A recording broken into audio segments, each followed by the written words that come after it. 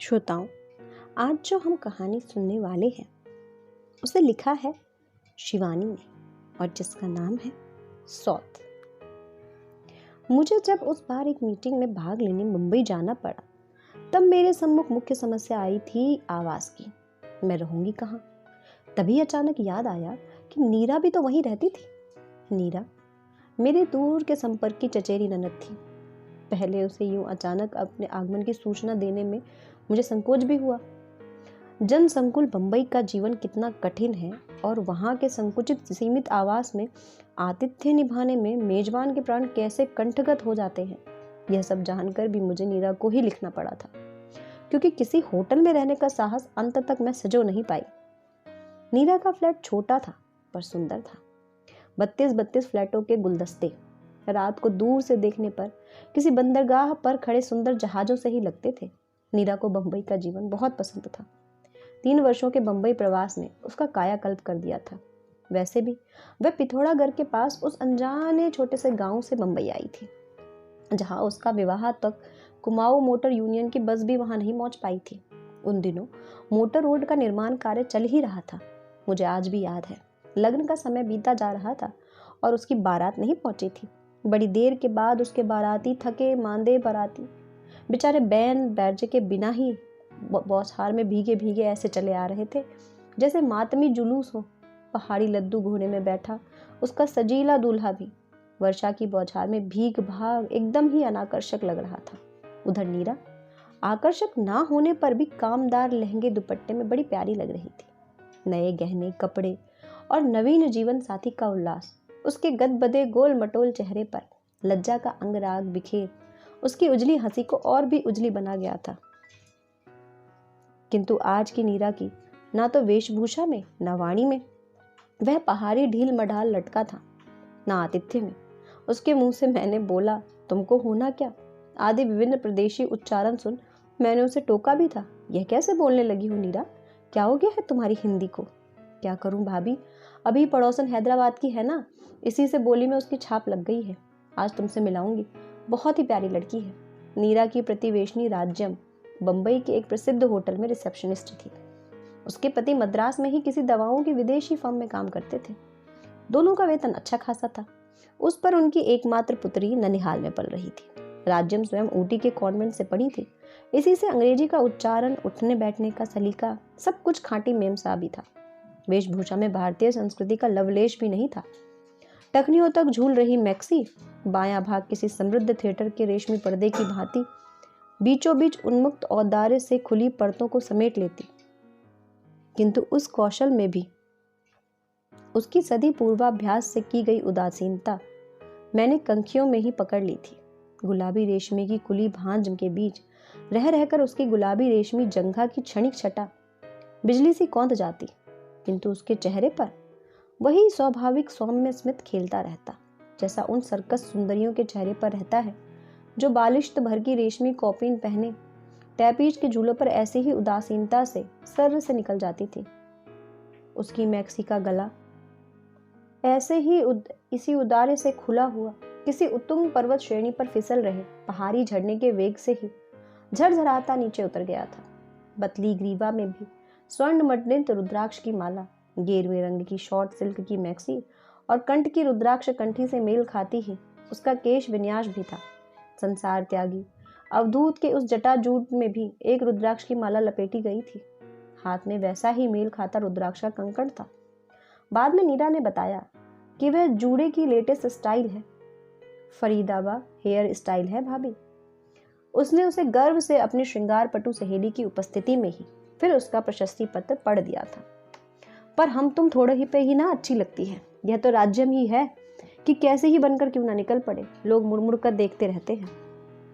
बात ठीक ही कही थी नीरा ने।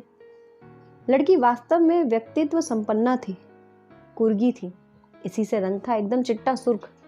उस पर कुछ ब्लश ऑन की महिमा थी, कुछ प्लग कलर्ड लिपस्टिक की।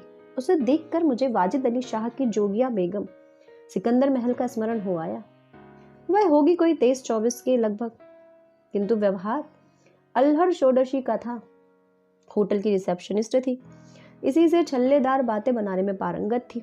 मेरा परिचय पाते ही वह मेरे पास अपना मोड़ा घिसका कर लाई। So you are a writer, how very very interesting. क्या लिखती हैं आप, उपन्यास, कहानी या नाटक? जी मैं आया कह दूं, तुम्हें देखकर तो अभी एक नाटक ही लिखने का मन कर रहा है। पर तब क्या जानती थी, एक दिन उसी ही नायिका बनाकर लेखनी स्वयं ही मुखड़ा बन बैठेगी। रात का खाना राज्यम नित्य नीरा के साथ ही खाती थी। मैं नीरा का व्यवहार, फुर्ती और पाक कौशल देखकर मुग्ध हो गई थी। एक बालिश्त के अपने उस गुफा जैसे संकरे चौके में उसने इतनी चीजें कब बना दी और कैसे? ना उसके पास कोई नौकर था, ना मेहरी। फिर भी मैं जितनी देर मीटिंग में रही, उसने ना जाने क्या क्या बना लिया था। पूरी, कचौड़ी, 3 तरह की सूखी रसेदार सब्जियां, ठेठ पहाड़ी रायता और मीठी चटनी। बम्बई में भी उसने उत्तराखंड के स्वादिष्ट पकवानों की महिमा को पूर्ण रूप से साकार कर दिया। मैं तो अवाक रह गई। कुमाऊं के पकवान देखने में जितने ही आडंबरहीन और अनाकर्षक होते हैं, खाने में उतने ही स्वादु और मौलिक। उन सरल पकवानों की भूमिका कितनी दुरह होती है, यह मैं नहीं जानती थी। मैं जानती थी, अरे ऐसे कुरकुरे सिंगल तो पहाड़ की बड़ी बूढ़ियां भी नहीं बना पाती होंगी। और यह कढ़ी कंकड़ी कहाँ मिल गई तुझे? पहाड़ी कढ़ी कंकड़ी के पीले गंडे से कलेवर को मैंने ठीक ही पहचाना था। बाबूजी अल्मोड़े से लाए थे। ठीक उसी दिन मुझे तुम्हारा तार मिला तो मैंने उठाकर फ्रिज में रख दी। सोचा तुम आओगी तो ठेठ पहाड़ी दावत करूंगी। ये रायता राज्यम को भी बहुत पसंद है। क्यों, है ना राज्यम? पर उसकी भोजन प्रिया प्रतिवेशनी को उत्तर देने का अवकाश ही कहाँ था। रायते का डोंगा लगभग साफ कर वह अब किसी शुदा कातर भिक्षु की भांति कचौड़ियों के अंबार पर टूटी। मुझे अपनी लोलुपता को रंगे हाथों पकड़ लिया देख वह बड़ी ही मोहक हंसी से कायल करने के कहने लगी, क्या गजब का खाना बनाती हो नीरा, इसी से आज इतना खा रही हूँ। अपने होटल का खाना तो एकदम चरी भूसा है इसके सामने। पर मैंने प्राय ही देखा है कि डाइटिंग के चक्कर में बंधी ये छहररी आधुनिक दावतों में स्वेच्छा से ही जीवा पर लगे संयम अंकुश को दूर पटक भूखे कंगलों की भांति खाने पर टूट पड़ती हैं। क्यों, तुम्हारे सुख्यात होटलों में तो सुना चित्र जगत के सितारों का नित्य मेला ही जुटा रहता है और वहां उनके नाम के कई कमरे स्थायी रूप से आरक्षित रहते हैं। मेरा स्वर शायद कुछ अधिक व्यंग्यात्मक हो उठा था। अजी उनकी बात छोड़िए, अब वह 2 कचौड़ियों को रोल कर आलू दम के एक भीम आलू से पेट फुला बड़ी नजाकत से कुतरती कहने लगी, वे वहां क्या खाना खाने आते हैं? फिर वह कुटिल रहस्यमयी कनखियों से मेरी नंदोई को देखकर मुस्कुराई। वह मुझे अच्छा नहीं लगा। अपने कहानी उपन्यासों में ऐसी असंख्य प्रेमासिक्त कुटिल कनखियों का वर्णन करते करते अब किसी भी स्वयं दूती नारी के अंतर मन के छाया चित्र को मैं ना चाहने पर भी किसी एक्सरे प्लेट में उभरे भग्न अस्थि कोठर सा स्पष्ट देख लेती हूँ। उस दिन दावत लगभग 3 घंटे चली थी। इस बीच उस चपला सुंदरी प्रतिवेशनी की उपस्थिति ने मुझे अपनी सरल ननद के अदृष्ट के प्रति आशंकित ही किया था। खाने के बाद अचानक याद आया कि मीठी खीर के पश्चात वे अत्यंत अनिवार्य भारतीय मुख शुद्धि का प्रबंध करना भूल गई थी। हाय राम, मैं तो भूल ही गई थी कि आप पान खाती हैं। वैसे तो चौपाटी दूर नहीं है, पर अरे क्या पर करता है। उसकी मेखला धारणी कैबरे नर्तकी सी प्रतिवेशनी हंसती उठ गई। हम अभी चला जाएगा लाने। चलो तो महेश, निकालो अपना स्कूटर। मैं स्तब्ध रह गई। इतनी रात को क्या यह लड़की अपनी इस अधखुली मैक्सी में महेश की कमर में हाथ डाल मेरे लिए पान लेने जाएगी? नहीं नहीं, मुझे पान की कोई ऐसी आदत नहीं है, मैंने कहा। पर मेरी भोली ननद के चेहरे पर अपनी सखी के प्रति कृतज्ञता की सहस्र किरणें फूट रही थी। प्लीज राज्यम, पूरा भर लेती आना, फ्रिज में रख दूंगी। और फिर मेरी भयत्रस्त आंखों के सामने वह अपनी सखी के सहचर की कमर में हाथ डाले हवा सी निकल पड़ी। बड़ी देर बाद दोनों पान लेकर लौटे तो मैंने कठोर दृष्टि से महेश को घूरा। उसे क्या मैं आज से जानती थी? फटे कोट की बाह से नाक पोंछता महेश प्राय ही हमारे यहाँ कभी पिता के लिए शिव पुराण मांगने आता और कभी विष्णु पुराण। उसके पिता गोविंद वल्लभ पांडे हमारे कुल पुरोहित थे और मेरी ही नहीं, मेरे सभी सगे भाइयों का षष्ठी पूजन उन्होंने ही किया था। मैं देख रही थी कि महेश मेरी आंखों से आंखें नहीं मिला पा रहा था। जब नीरा की प्रतिवेशनी विदा हुई तब वह मेरा बिस्तर लगाने मेरे कमरे में आई। भाभी, कैसी लग रही मेरी सहेली? है ना गजब की लड़की? इसके होटल में कोई भी वीआईपी अतिथि आए तो इसकी ड्यूटी ना हो तब भी इसे ही बुलाया जाता है। मैंने कहा, मैं समझ सकती हूँ, तुम्हारी सखी के व्यक्तित्व की सृष्टि ही विधाता ने पुरुषों का आधित्य निभाने के लिए किया है। पर भोली नीरा ने मेरे उत्तर के व्यंग को एक कान से सुन दूसरे से निकाल दिया। वह फिर उसी स्तर से कहने लगी, है तो मद्रासी, पर रंग हम तुमसे भी गोरा है ना, उस पर कपड़े पहनने में तो इसका जवाब नहीं। भाभी चाहे कुछ भी पहने तब भी हीरे सी दमकती है। वह तो देख ही लिया है। मेरा रूखा स्वर फिर उस चिकने घड़े पर तेल सा ठरक गया। अच्छी लगी ना तुम्हें? न चाहने पर भी मेरे हृदय की बात होठों पर फिसल गई। नहीं। क्यों? इसलिए कि मुझे स्कूल कॉलेज ना जाने वाले लड़के और ससुराल ना जाने वाली लड़कियां जरा भी अच्छी नहीं लगती। मैंने हंसकर कहा। तो क्या हो गया, उसका पति तो यहाँ आते रहते हैं ना, फिर बेचारी करे भी क्या, सास बहुत तेज है। मैं 3 दिन तक नीरा की अतिथि बनी रही। उन दिनों की संक्षिप्त अवधि में ही उसकी उस चतुरा प्रतिवेशनी का व्यवहार मुझे स्तब्ध कर गया।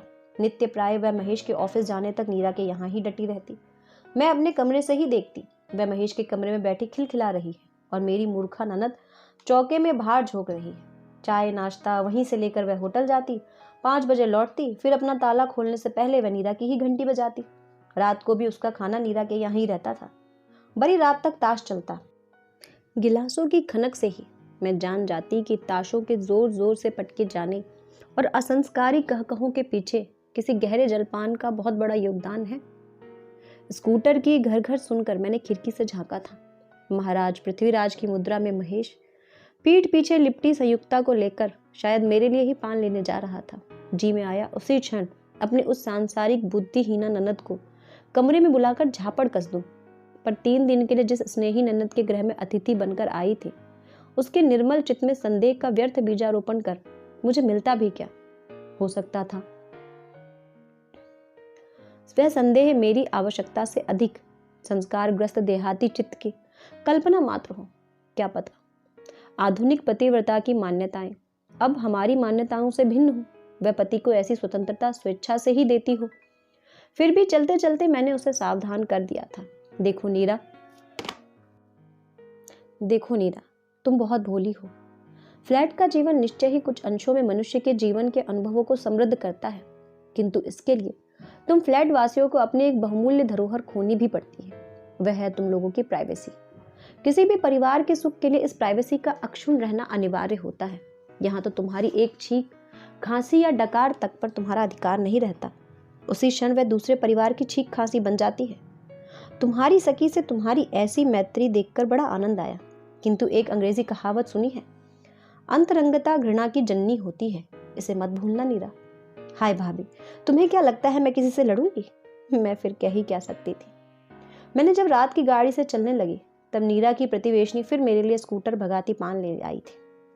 मैंने पूरा बटुए में डाला और जैसे ही स्टेशन पीछे छूटा मैंने बंधा पूरा खिड़की से बाहर फेंक दिया। फिर 1 वर्ष तक मुझे मीरा की कोई खबर नहीं मिली। पिछली बार एक शादी में पहाड़ गई, तब उसकी मां मिल गई। कभी उनकी गोई घोड़ी बनना के बिना कोई विवाह उत्सव संपन्न नहीं होता था। उस दिन एक निर्जन कोने में ऐसे बैठी थी कि पहले उन्हें देखकर मैं पहचान भी नहीं पाई। नन्हे से घूंघट की यवनिका में उनका उतरा कुमलाया हुआ चेहरा देखकर मैं स्तब्ध रह गई। क्या हो गया था मेरी इस आनंदी सास को? अभी 2 वर्ष पूर्व निर्वा के भाई की शादी में उन्हें मेरे ससुर के सूट बूट में लैस हो कभी गोरे साहब और कभी पहाड़ की सरल ब्राह्मणी का अपूर्व अभिनय कर हमें हंसा हंसा कर मार दिया था। किसी अनुभवी वेट्रोव्यूलिस्ट की गुड़िया की भांति वह कभी मोटी मर्दानी आवाज में गोरे साहब का प्रणय निवेदन करती, फिर तत्काल कंठ का पैंतरा बदल जनानी कांपती आवाज में थरथरा कर गाती, हाथ जोड़ू गोरा जी, मैं तो बीबी मामणी। मैंने उन्हें देखते ही हंसकर ढोलक उनकी ओर लुढ़का दी। लो चाची, ये क्या मुंह लटकाए बैठी हो जाए एक कड़कती सी घोड़ी। दुर्बल हाथे से ढोलक को मेरी ही ओर वापस ढलान में लुढ़का कर उन्होंने अपनी डबडबाई आंखें फेर ली। मेरी देवरानी ने मुझे चिंगोटी काटी। क्या कर रही हो दीदी? आज पहली बार ही तो औरतों में आकर बैठी है, नहीं तो अम्मा जी ने तो पलंग ही पकड़ ली थी। क्यों, सुना नहीं तुमने?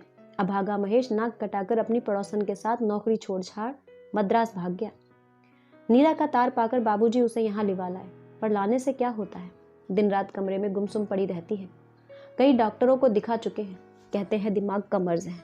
किसी दिमाग के डॉक्टर को दिखाइए। हृदय पर कोई भारी आघात लगा है। इससे बड़ा आघात किसी भी नारी को और क्या लग सकता था। मैं उस आनंद उत्सव के बीच सिर लटकाए बैठी चाची के उस वेदना विधुर चेहरे की ओर दूसरी बार आंख उठाकर नहीं देख पाई। चलने लगी तो देवरानी चांदी की तश्तरी में पान ले आई। लो भाभी, मैं तो भूल ही गई थी कि तुम पान खाती हो। ठीक 1 वर्ष पहले ये ही शब्द नीरा ने भी कहे थे। नहीं, मैं अब पान नहीं खाती, कहकर मैंने तश्तरी घिसका दी और उठ गई। वैसे तो नीरा की सौत मेरे लिए पान लेने ना जाती तब भी होनी होकर ही रहती, पर मुझे बार बार यही लगता कि वह पृथ्वीराज संयुक्ता की जोड़ी यदि आधी आधी रात को मेरे लिए पान लेने ना जाती तो शायद नीरा का उतना बड़ा सर्वनाश भी नहीं होता।